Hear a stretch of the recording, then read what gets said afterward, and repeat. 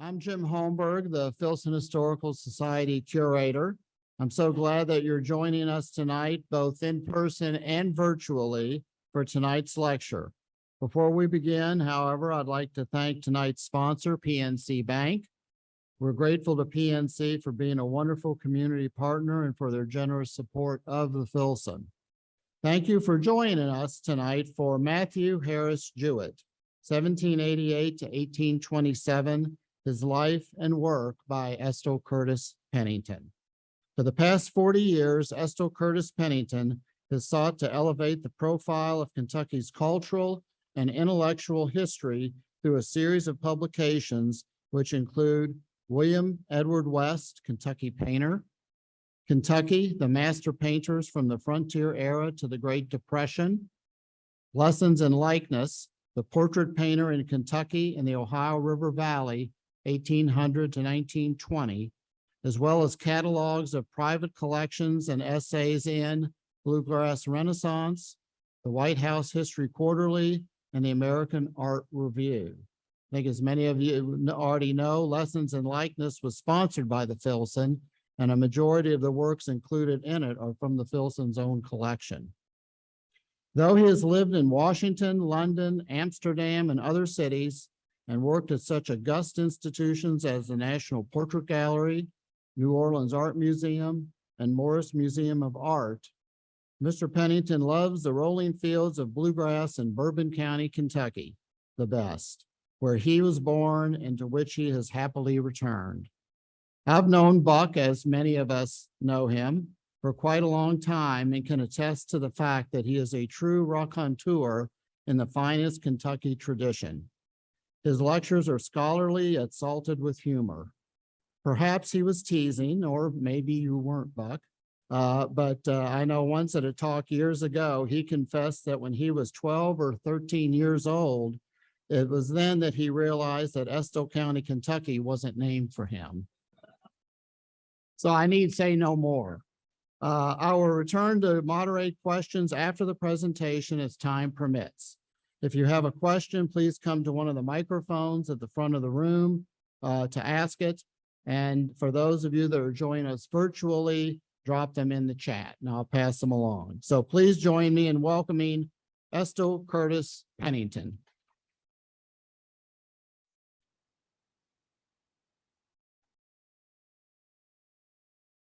I'd like to thank everyone who is joining us this evening virtuously, because virtue is a very important thing.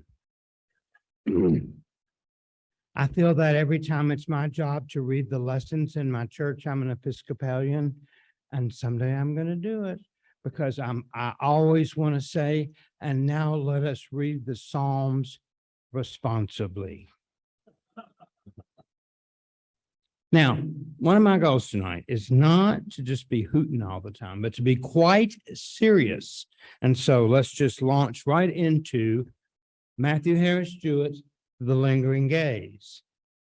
I figure out how to work. Matthew Harris Jouett, I would assume all of you are familiar with him. He is our best known painter, and there have been tons, I like to say, rolling stones gather considerable moss, and there's been quite a lot of moss gathered around him, because for a good 50-year period between the Philadelphia Centennial and World War II, there were people spinning tales about him, making money on him, telling sagas and attributing paintings, so that by the Second World War, some 500 paintings were attributed to him. And it was my goal to try to work through that. I think it's quite fascinating. Hope it won't bore you, that part of why Jewett became so popular is that in the late 19th century, when the robber barons decided to buy art, they sought out what they called historic American portraiture. And that's why a lot of astonishing collections like the Met collection, the Frick collection, obviously the Smithsonian, the Portrait Gallery, that's why they have portraits by these early people. And Jewett made that cut. John Wesley Jarvis, Gilbert Stewart, Thomas Sully, all far better known. But Jewett made that cut. And because he made that cut, suddenly his works were worth a lot of money. They were also marked out as being, oh, yes, I've got a Jewett. I remember so well. When I was just a mere lad, I went to see a lady who said, oh, yes, those are Jewetts. They were painted by Jewett in 1838. Oh, I said, that's those rare posthumous Jewetts. Painted some 10 years after he died. Well, you never know what might happen.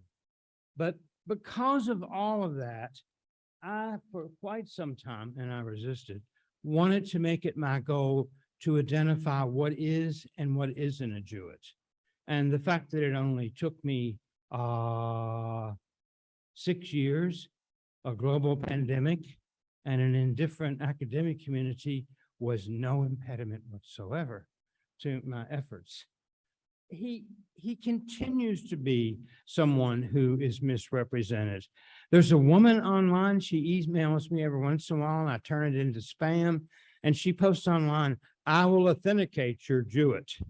This is one of the Jewetts she authenticated. The problem is it's an early governor of Vermont.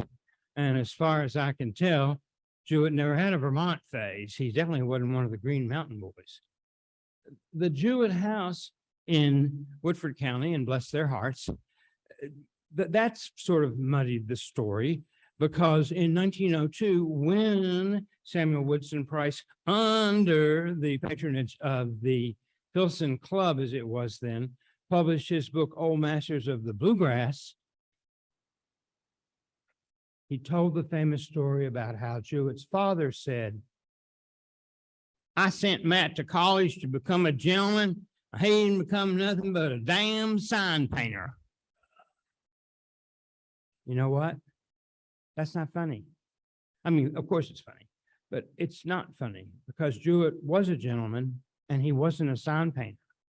And hanging some kind of Jimmy Crack Corn and I don't care phrase onto an artist is not helpful. So I would like to turn all that around.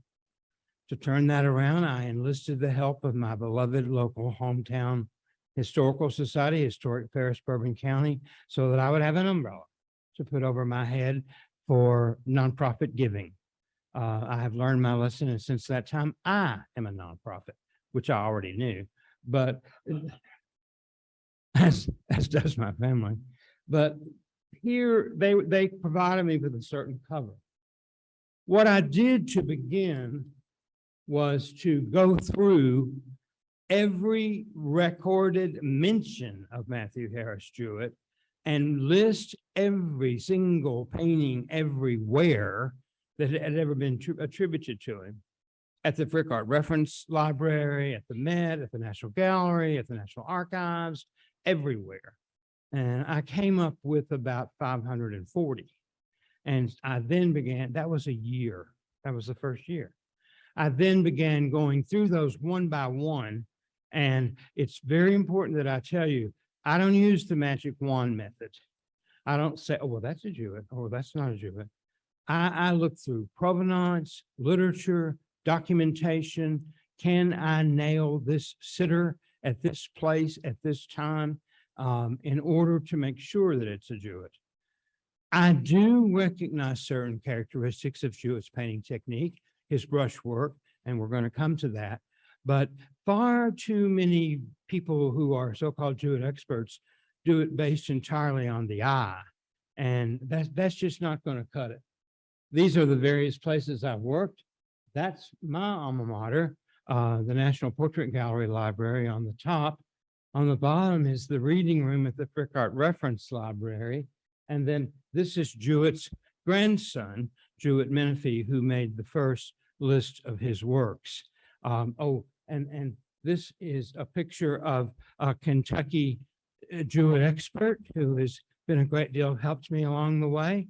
His name is Brutus Buckner Bunny, and he can really sniff out Jewett's at a distance. He kind of looks like me too, actually. Jewett began his education at Transy in the days when we thought of Lexington as the Athens of the West. And a very interesting culture then. We're going to return to the famous Transy president, Horace Hawley, in a bit, but Jewett started out at Transy. He got a law degree. He was admitted to the bar. He was practicing bar. At the same time, he wanted to be a portrait painter, whether his father liked it or not. I'm trying to, Jim, oh. While he was at Transy, he came under the influence of a local artist named George Beck. And George Beck had moved to Lexington from Baltimore. He and his wife had an art school. He did landscapes of Kentucky. That's up there at in Owen County, where the old iron furnace was. And on the right is a miniature he did of George Washington. Jewett began by copying prints. Here is an early portrait of Thomas Hart based on, I feel, the Gilbert Stewart image of George Washington. He also began with certain ambitions. There's James Burney Marshall on the right, listening to a clock. Got to say, not Jewett's best effort, but nevertheless shows you something of his intent.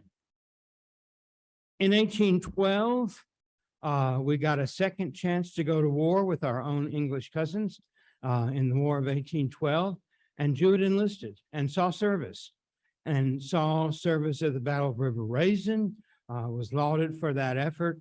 At the same time, while on duty, he lost $6,000 in pay vouchers, and he spent the rest of what would turn out to be his life paying that off. And the heartbreak is he made his last payment about a month before he died. But in my book, I do go on about how that reflects something of the idea of honor that he had, because one of the most wonderful things about working on this topic was discovering what a really lovely person Jewett was, how sincere and intelligent and thoughtful he was. Because I can tell you, a lot of artists are, I'm going to use a bad word, narcissists. And they're not always easy to deal with. When he came back from the War of 1812, he decided that he needed further study. And he was familiar with the sons of Edward West, my beloved William Edward, and his son Thomas. And his choices were to go to Philadelphia and study with Thomas Sully, or to go to Boston and study with Gilbert Stewart. And that was a huge gap. That was a huge thing to decide, because Sully and Stewart represent a division that's quintessential to an understanding, I think, of early American cultural history. You know, I like to sum things up in oversimplistic terms. For example, Newton dropped an apple, but Einstein threw confetti. And another example would be, this is Baroque, but this is Rococo. So I'm sharing those extra art history lessons with you free of charge. Now, what I want you to understand, my thoughts on neoclassicism and the founding of the Republic, and Romanticism and the launch into the mid-19th century, is that the neoclassical era, the era of the founding fathers, was very much about, here I am. Here I am. The Romantic era, and Thomas Sully, was very much about, who am I? So that you have this difference between the two. And as they laid it out in their writings, Thomas Sully's sprawling, foppish, a lot of curved lines. Gilbert Stewart, erect, bewigged, penetrating gaze, equal color and equal harmonies. In 1816, when Jewett went to Boston to study with Gilbert Stewart, Stewart was irascible, very difficult. Chewed, had snuff all the time.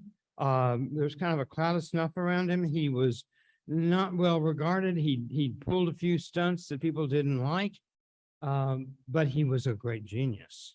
And so Jewett went to Philadelphia, decided Sully wouldn't do, so he went on to Boston and studied with Stewart. And when he got there, here are the lessons he learned from Gilbert Stewart. By the way, my beloved Ellen Miles, was my professor and National Portrait Gallery Curator Emeritus, this is one of her favorite lines, because when Jewett just showed up at Stewart's studio and knocked on the door, Gilbert Stewart said, "And be short about it, Kentucky boatman." And that's a better quote than sign painter. But here's what Stewart taught Jewett. Stewart painted a la prima. And to paint a la prima is to hold the palette in your hand and to hold the brush in this hand and to go at it. It is not to trace an outline or to draw in advance and then, as we all know, stay between the lines when you're coloring in. It's bravura, it's a la prima. And here we have examples of Gilbert Stewart's painting a la prima, when you have Ricketts with his face so complete and his strange fingers around the horse. And then you have Sarah Wentworth Morton, where you have all of that wonderful squiggly stuff. You have to understand that color in this age is built up. You're glazing by layers. You're painting and glazing and painting and glazing.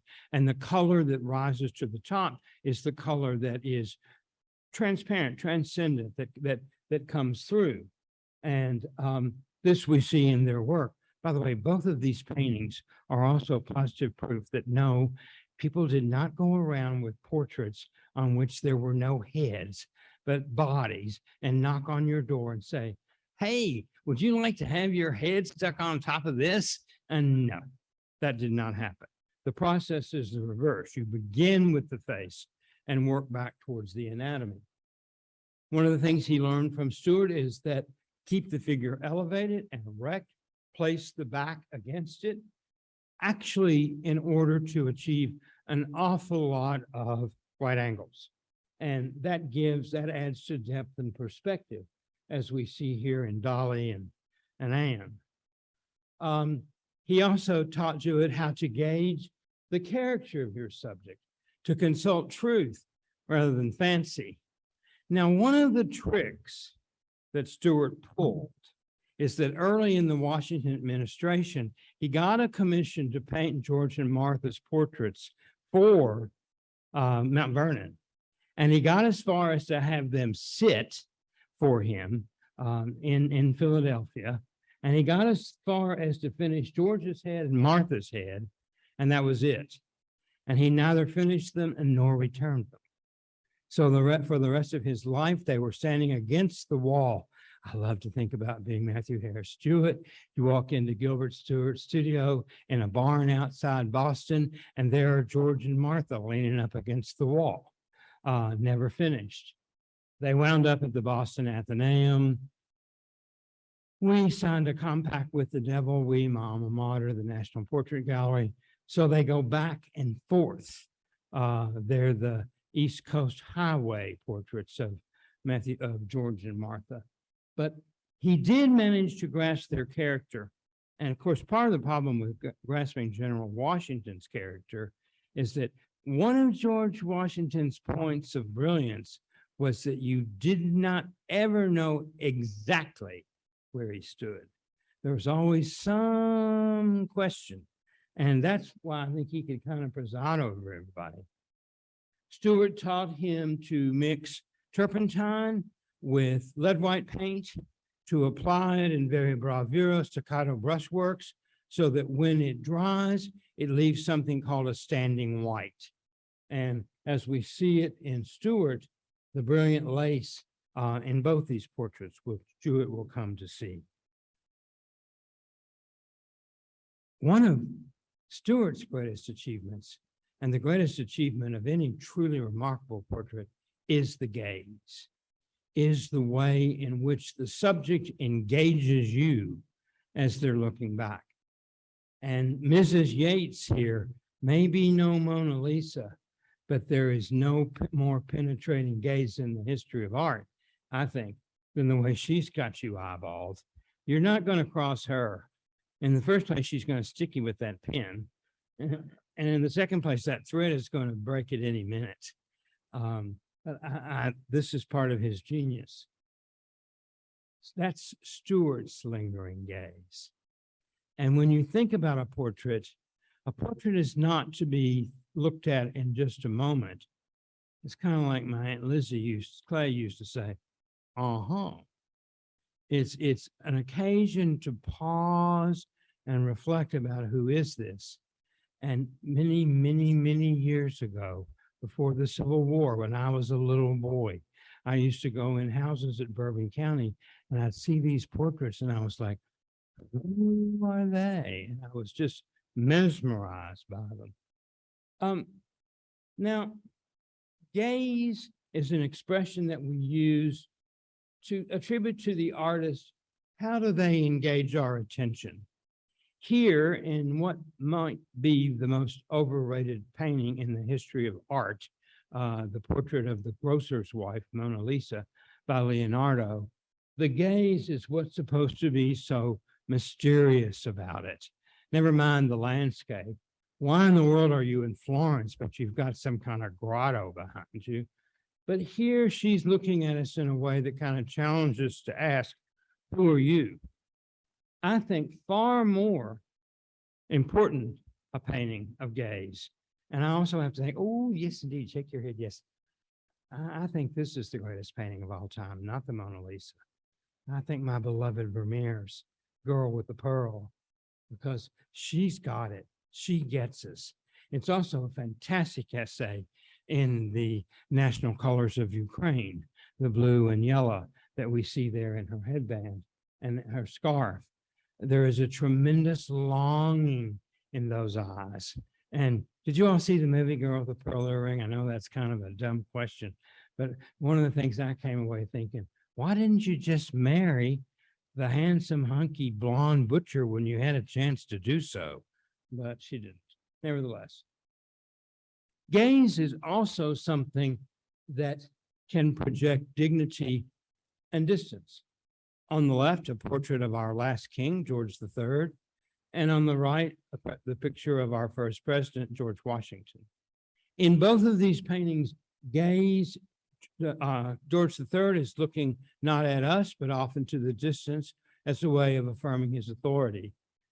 George Washington is back where what I said about the neoclassical period. Here I am. Here you are. I have reflected I love Gilbert Stewart, and I have reflected an awful lot on this painting because here is the President of the United States presented in very grand circumstances and more or less kitted out as a Quaker elder, with the exception of that lace jabot that he's got on. And it's a little awkward.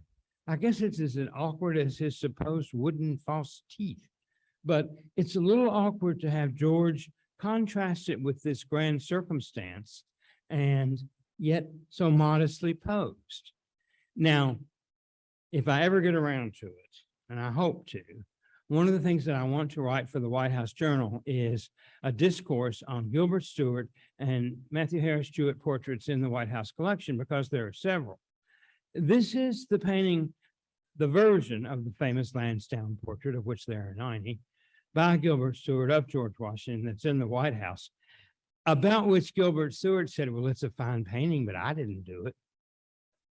And to this day, one of the first things I got to do as a very young student and intern was to go into the lab during the Carter administration, during the 70s, and look at this painting after it had been taken off a stretcher and laid down for conservation in our lab at the National Portrait Gallery. And we all got around it together to look at it, to look at the paint, to look at the brushwork, to look at the color, and still no real definitive decision has been reached on whether it is or isn't Stewart. It's presented as Stewart, but I have some questions.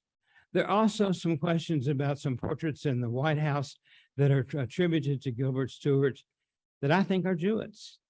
And there are also some portraits in the White House that are attributed to Jewett that I think are actually by Gilbert Stewart. That's how good a student he was.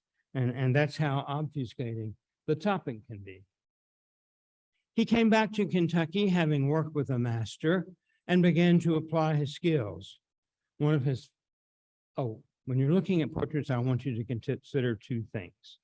There's the antiquarian approach, which more or less treats the portrait as some old something or the other, some old object, and has a dollar value. Then there is the semiotic approach, which says what sign does it give and how can we understand it? And this is what he applied. Look long and hard, look quietly. One of his first subjects was Henry Clay. The longer you look at this portrait, the more that little hint of Clay arrogance and snarkiness is going to come out to you, because there's just a slight curl to his lips. There's just a slight look around his eye that makes you, want to sort of stop and think. It's a wonderful work. He painted military figures using Stewart's formula. On the left, Stewart of Chauncey. On the right, Jewett of Belporter. He used Stewart's formula for using architectural backgrounds in his portrait of Justice Todd. And he used, with Standing White, the portrait of Mrs. Parkman to paint people like Mrs. Bibb and other works in the collection. His work began to fall into some interesting categories. The man of distinction. On the left, Senator John Brown in Frankfurt, and on the right, Mr. Postlethwaite, who owned a famous inn in downtown Lexington, Kentucky. Again, look long and hard at the portrait of Senator Brown on the left. John Brown was very good to Matthew Harris Jouett. The only law Jewett ever really practiced was under Senator Brown's guidance. And if you will live with that and think about that for a while, there's a lovely, warm, kindly presence in that.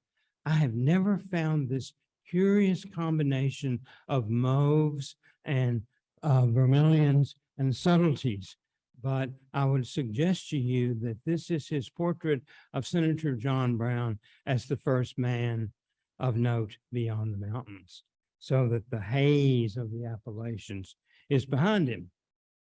The matron in headdress, on the left, Mrs. Meredith, on the right, Mrs. Bly, both paintings in which he gets to use that Standing White and the bravura brushwork. The lady with the fringe, can't you just see her sticking that curling iron in the fire and then frizzing her hair up on the end so she'd be kind of cute? And both of these girls are lookers. And then the rather fancy young man. You may or may not have wanted Jewett to paint your portrait.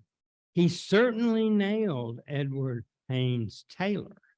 He certainly caught Edward Haynes Taylor's sense of arrogance and his sense of, I'm just the best damn thing that ever came, looking thing that ever came down the road. I threw in a bottle of old Taylor there on the left, so you would get the reference. And Jewett was a lot nicer to people like his friend Robertson on the right, who looks like a happy little boy. Now, in the late 1800s, Transylvania University, which is a school in Lexington, summons forth Horace Holly, who was a Unitarian minister in Boston, to come to Lexington and be the president of Transylvania. And one of the first things that happened is that Jewett undertook to paint his portrait. And this is the first portrait that he did of Horace Holly about the time he got to Transy. And it is obviously based on the precedent of Gilbert Stuart's portraits of men of distinction. Here we see Monroe on the right, TJ on the left. And if we juxtapose Holly with it, we can see what was the intent.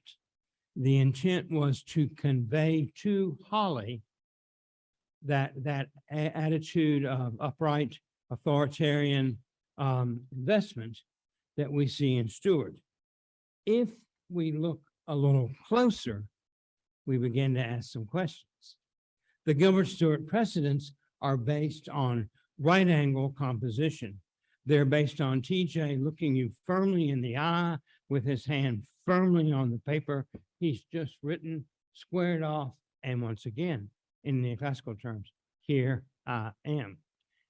If we start taking the Horace Holly portrait apart, we see that he's looking off into a distance. And where is he? At what is he looking? Is he asking the question, what am I going to do once I get to Lexington and once I'm invested with this office? Does he have a vision? Is he truly engaged? And the more I looked at it, the more I thought, here's the detail of him writing. He's writing on a piece of paper that's bunched up on the right. We can't see what he's actually written, so that at the end of the day, we can't be entirely sure that this is a portrait of authority.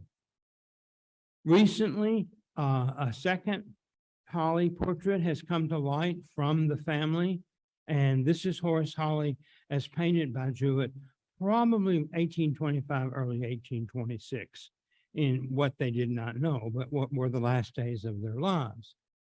So we get here a Holly who's asking questions, and we also get here a portrait of Holly that has a lot of attitude. I belong to no set of prejudices or biases. I'm the great guy. All I really want to do is be for the common good.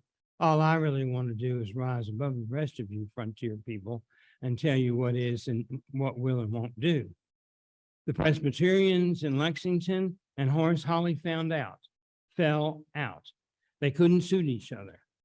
Holly dismissed the Presbyterians as a nuisance, and the Presbyterians made it hot enough for Holly that he was just dismissed. He left Lexington, he got on a steamboat, and he died. In the last week of July, 2 weeks later, Jewett died in the first week of August. So there's kind of a curious link there.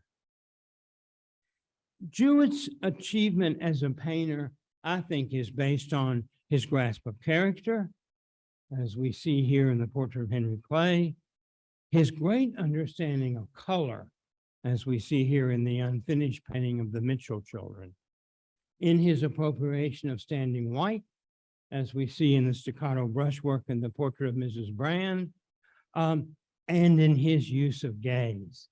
He certainly has nailed his sister-in-law as a haughty lass, and in what is my favorite Jewett here of General Trimble, he's managed to combine wariness with self-confidence. It's a wonderful painting. Now, I'm struggling with this thing.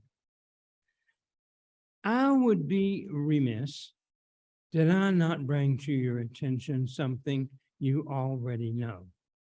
And that is the way we look at historical portraiture, the way we look at historic art and monuments has been changing a great deal in the last few years. So that we're now looking at art in terms of class, gender, social status, race, a lot of different ways of looking at things. And I have tried my best to come to an understanding. And just this morning, as I was sitting at my desk, I thought about three of the examples I've shown to you. I thought about three young men. I thought about Guy McElroy on the upper right, working on Facing History. I've thought about the person I still refer to as the little Nemiroff boy on the lower right, working on the West as America. And then there's me working on William Edward West. 40 years ago at this time, Guy was integrating the study of American art by identifying and placing African-American figures. In the course of understanding art, we might think of a three-part process: identify, document, interpret. Guy was identifying Black subject matter. He was documenting, and then his interpretations had more to do with integration than with some sort of PC finger pointing. Alex, on the lower right, was appropriating historic American landscape painting and a beautiful sunset in the desert and saying, this is actually a painting of the white man's oppression of the Native American. At the very same time, 40 years ago, there I am, studying William Edward West and his portrait of the young General Lee. So you have Guy in the middle, Alex on the left, and me as a good little Southern boy on the right. And the momentum, I tell you what, I'm just going to share this with you. Guy died as a result of the injuries he sustained in a car crash. Before he died, when he was going around 2 museums and trying to find these works of art, I was in a position to help him because I was already working at the Archives of American Art. So I can make calls and say, open up that storage room, and Guy and I are going to come over and look at paintings. But he was damaged and then he died.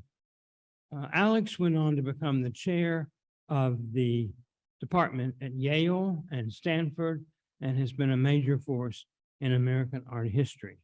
The person on the left is standing before you. I'll allow you to judge. I want to leave you with a thought. I want you to think about this. I want you to think about how the past is not our friend, but the past is our partner. When we're looking at the past, we don't need to bring emotive feelings to it. I have had a tendency to do that. But we do need to continue to understand what lessons are to be taught. Emily Bingham and I have had a wonderful conversation about this photograph on the right. That's your old friend, the Louisville Memorial, the Louisville Civil War Monument that was moved to Brandenburg on the river.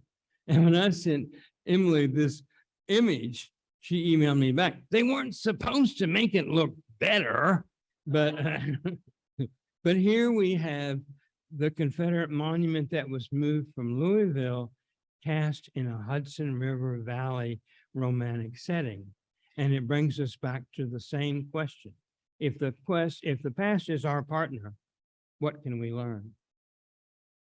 I feel, and I've been saying lately, that if we can point fingers at the past and say what was done that was wrong, and if we can take down monuments, and if we can make changes, at the same time, we must also ask what from the past that is good can we take forward?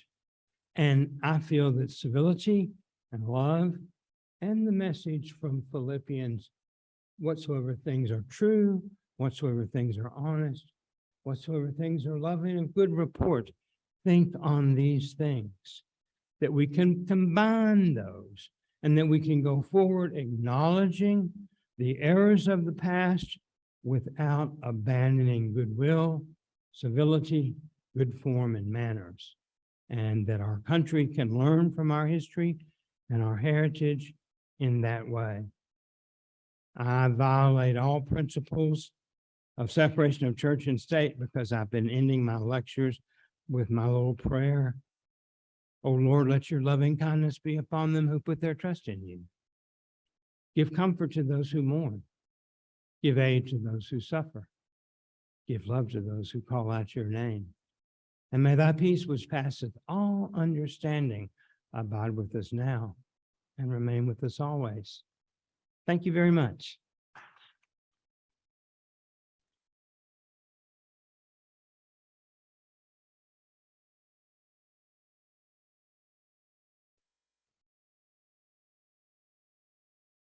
Thank you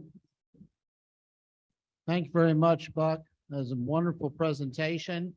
If you have a question for Mr. Pennington, please come forward to the mic over there or this mic and ask it. And then I'll also do ones from the chat. Hello.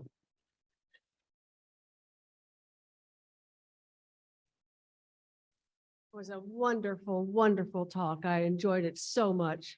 But right at the beginning, I had have a question, the expression that you used, equal color. I don't really know what that means. Maybe you can expound on that a little bit. Thank you. Limit your contrast. Don't have sharp, hard contrasts in applying your colors. Have your colors be chromatic rather than not strong contrast. Find what I call close color harmonics. If one green will do, raise the yellow, lower the yellow, raise the blue, lower the blue, so that you're looking at a harmonic composition, not one that just jumps out and grabs you. What an awful lot of people refer to as quote unquote folk art, not a term I much like, but an awful lot of people who are called folk artists paint with strong contrast. So that's what it means. Keep your colors in close harmony. Good art history question. Well, Other questions? bound to be some. I have one for you, Buck. Yes. Peter Grayson, the last Yes. portrait that Jewett was working on when he passed, is one of my favorites, has a wonderful story behind it. But that technique or that style is quite a bit different from his earlier paintings. Was Jewett trying to change his style with the times, or was this an Well, evolution? Of course, Grayson always claimed that he met the funeral cortege as it was going down the road. And I'm sorry, I don't have an image of the Grayson painting here, but it's very much painterly obscura alla prima and not finished, although the head is finished. I think that there are several examples that indicate that Jewett has developed a sympathy for the Sully approach in terms of color and composition, and that we are going to see more of that in the way that he's working. So that I think he was growing. I mean, he was a young man. He was 37 years old. It's really not very fair to have lost him. And we lost him because he stopped to water his horse at a watering trough in Shelbyville and drank the water. And those people did not know that you don't drink the water because that's just a real good way to get dysentery. And that's what killed him. They called it some kind of fever, but it was just flat out dysentery. He drank the water and was dead within 6 days. Very sad. What brought Jewett from Lexington to Cave Hill? And also talk to us about the relationship between Jewett and his disciples like John Grimes. Well, what brought Jewett from Lexington to Cave Hill was a horse and wagon, because it's like people used to ask me, what took you to Amsterdam? And I would always say airplane. But what happened was Jewett's descendants, his most active person who was interested in him was his daughter, Sarah, who married Richard Menifee. And the Menifee family wound up in Louisville. And his grandson, Jewett Menifee, had a huge interest in his work. And by the late 19th century, the farm, the old Henderson farm where Jewett had been buried, was being eaten by Lexington development. And he thought that Jewett should be dug up and reinterred in the Valhalla of Louisville at Cave Hill. And so he was. And anytime you'd like to repatriate him, we're more than willing. I can see him now in the Lexington Cemetery. Jewett extended the same kindness to his pupils that Stewart had extended to him. John Grimes was something of an orphan and lived in Lexington and entered Jewett's studio and was his closest student. And Stewart, Jewett taught him the Stewart method, looked after him. They played flute recitals together and had a marvelous relationship. Grimes also died young of tuberculosis. His portraits tend to be more richly colored without the equal quality to them in high contrast, and his figures tend to be more attenuated, drawn out, and thin than Jewett's works. But I love John Grimes. John Grimes wound up in Huntsville, Alabama, where he painted some lovely works.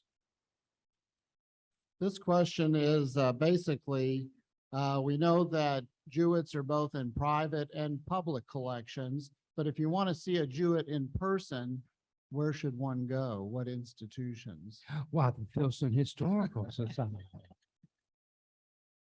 Wow, it doesn't take a genius to figure that one out. The Filson has a very large holdings. So does the Speed. Both the Filson and the Speed have a lot of Jewetts, and that's someplace where you could see them. Now, I have a question. Well, Mr. Pennington, what was the most amazing thing you discovered in your research? To which I would answer, Jewett wrote a number of letters that were saved and preserved by the Menifee, Jewett, and Todd families here in Louisville. These were presented to Reuben Durrett, the founder of the Filson Club.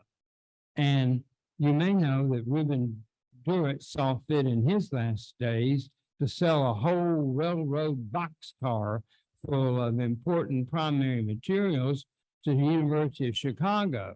So I got on an airplane and went up to the University of Chicago and unearthed these letters that Jewett had written, and they were amazing.